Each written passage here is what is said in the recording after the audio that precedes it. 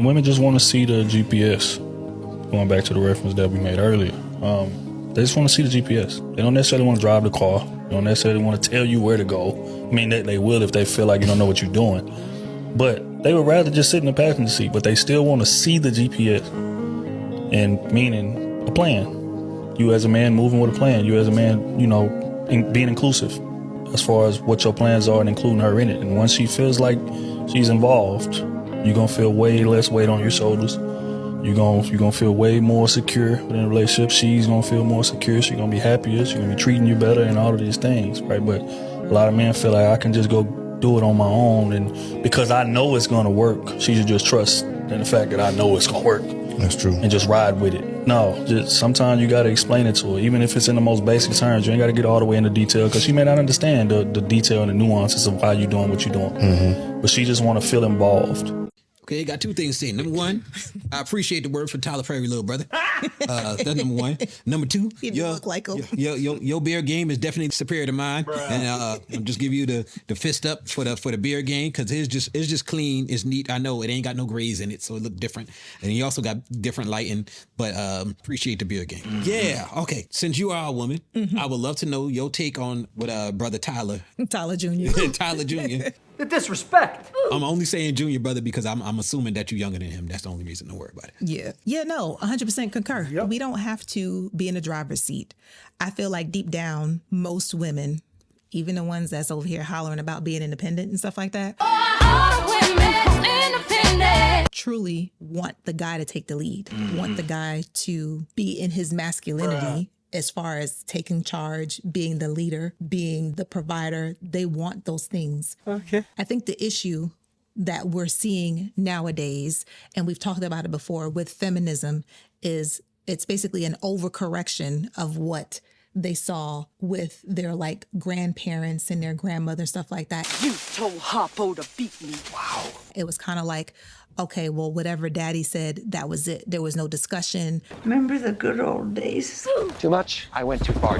There was nothing basically being had. And just like he said, you should include, well, we married over here. We talk about marriage. Yep. So your wife, you should include your wife in the conversation. Let her know what you have going on. It's not so much that she wants to be the one telling you what to do, but yeah, she just wants to know, number one, that there's a plan. My goodness, what is going on? Bruh. You know what I'm saying? And two, that she's a part of, she's supposed to be your partner. She's not your child. And she wants to feel like you do value her opinion and also value her just by merely expressing to her what you do have in mind, So I definitely agree with him on that. Okay, y'all. So this is what I'm going to say, because I can hear some of y'all in the comments. Hey, what are y'all talking about? I can hear your brain turning and the ticks going off.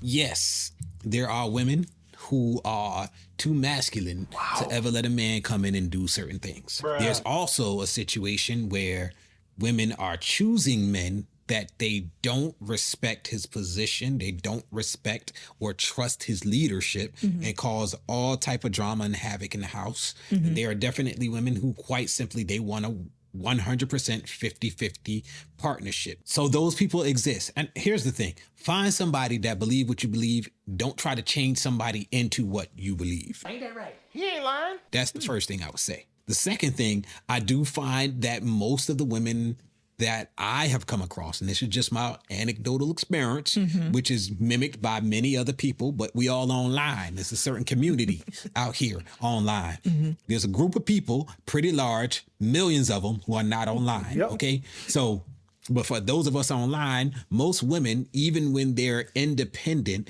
tend to want a man of a certain kind for a certain reason. They want a man who is taller, bigger, stronger, makes more money. I'm rich. And is more masculine, even if they're a boss babe, for a reason. And the reason they want this person is because they want somebody who they can trust his leadership, who actually physically shows his leadership. That's part of the reason they want a man bigger and stronger than them. It's part of the reason why they want a man who's out there making more money, who has a more dominant presence, even if you're a boss babe.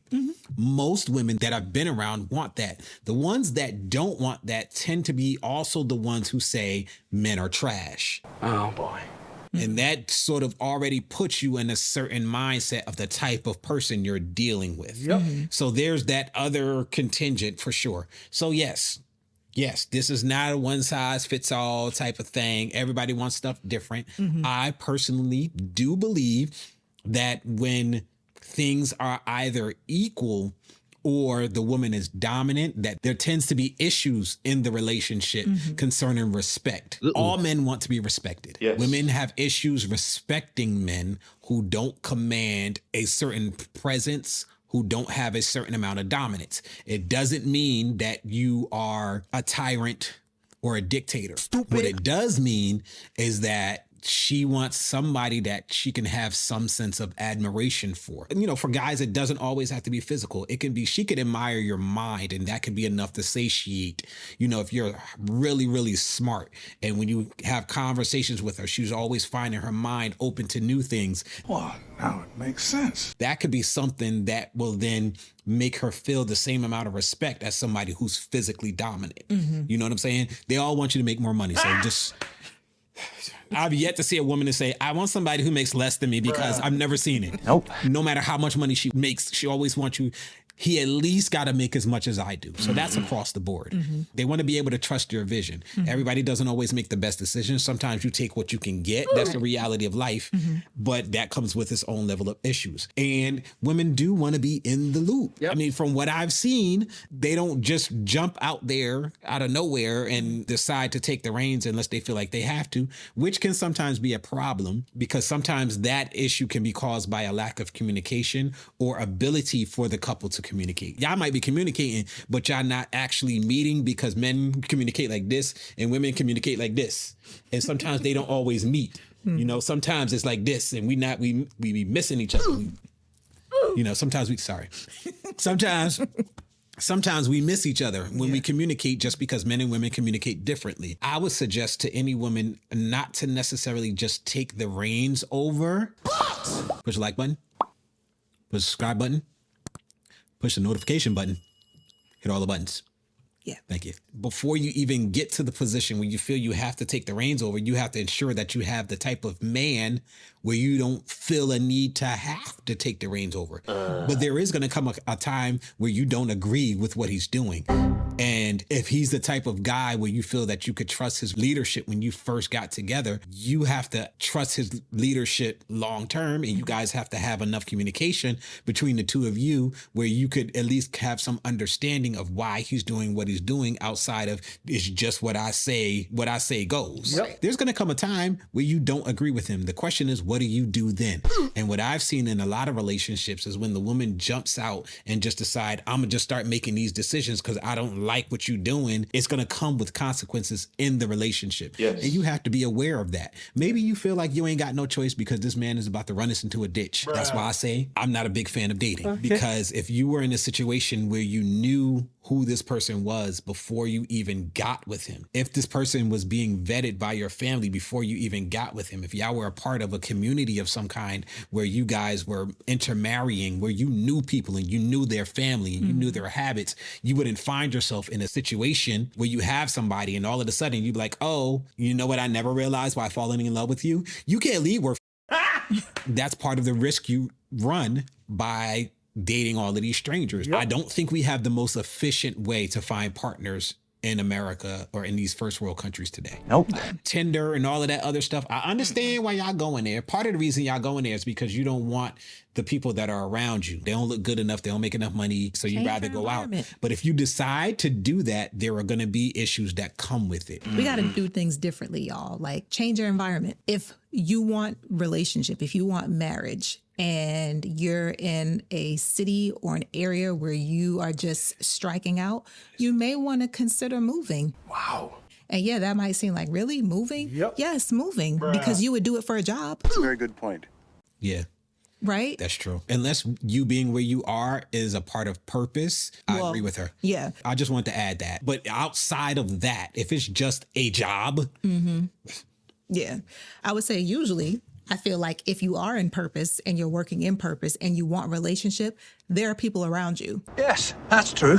Yeah. And You just got to open your eyes. A lot of times the things that are best for us come in packages we don't want. Yikes. You know, And sometimes them packages take you to Cheesecake Factory. Yeah, I had to throw a little shot. That was a red pill shot. Because the things that we're judging mates on, we're wondering why we're striking out, and we're judging people on all of the wrong stuff and wondering why. You're not guaranteed to get a good person just because they make a certain amount of money or they look a certain way. Yeah. Do they like you? Do you like them? Not their things. Yeah, them. Do they care? Do they care about your well-being As a person. as a person? Yeah. Are they attracted to you? I don't believe I ever had to say this to you ladies, but you want the man that would sniff your seat after you get up. Bruh. You want. That's what we doing. Really?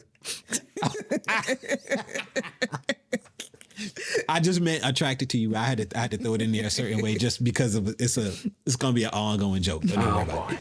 But honestly, you want a man who's attracted to and showing that he's attracted to you. Yeah. If he's not showing that he's attracted to you, he may think that you're wifey material, and he may want to wife you. But the position he may put you in after he wifes you, you may not want that from a relationship. Nope. Yeah. So it is important that the man is attracted to you. And there are ways that we as men show attraction, ladies. Yes. Yes. We want the draws. And if we're not actively trying to get them, or if we don't make it clear to you, look, I'm waiting for marriage, but I do want the draws. If we can at least communicate.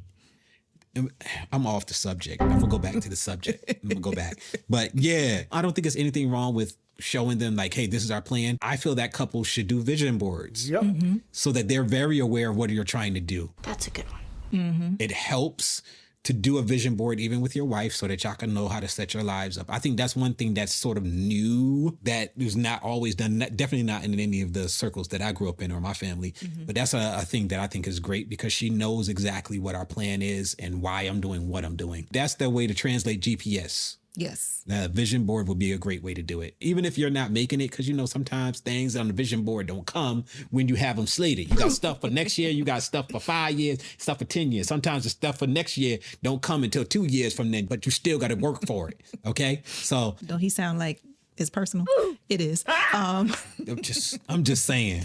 Again, for those of you who may or may not believe in the Bible, it's okay. Okay. It has a lot of wisdom in it. does. A whole lot of wisdom in it. Okay. And that's actually a biblical principle. Habakkuk or Habakkuk, however you want to pronounce it. Habakkuk. Yeah. Chapter 2 and verse 2 talks about writing the vision and making it plain. Can I get an amen?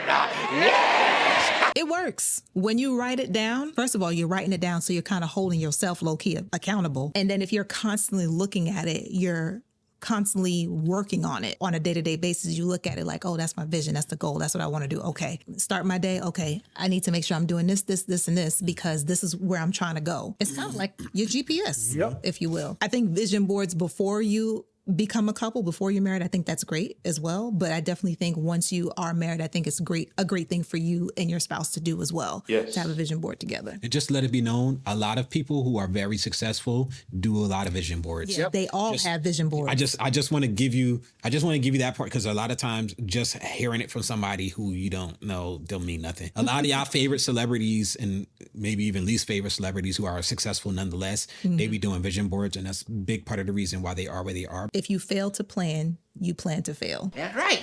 My 10th grade science teacher, I remember he had a poster on his door. Shout out to Mr. Johnson from Dudley High School. Panther Pride. Wow, all of that. Yeah, but he had that on his door and I never forgot it because I was like, oh, that's actually pretty dope. I like that saying. All right, I think we done. And if you guys have made it this far, go ahead and smash that subscribe button and let us know that you appreciate the content that we're putting down, okay? Because we's married over here on this side of the YouTube first, okay? We like commitment, okay? We won't charge you nothing. Won't make you sign no prenup. Won't hit you up for no child support if you don't come back. You know, we just want to know that you're rocking with us, that you appreciate what we're putting down. That's all. In other words, if you come over here and get something, you can keep it. We don't even be trying to be like, no, it's mine. If we break up, I'm taking it with me. We let you get the half of the stuff. Yes. So that's why we only have you sign no prenup. That was actually really good. I like that. Yeah. All right, y'all. Well, we'll see you guys later. Have a great day. Peace. Bye.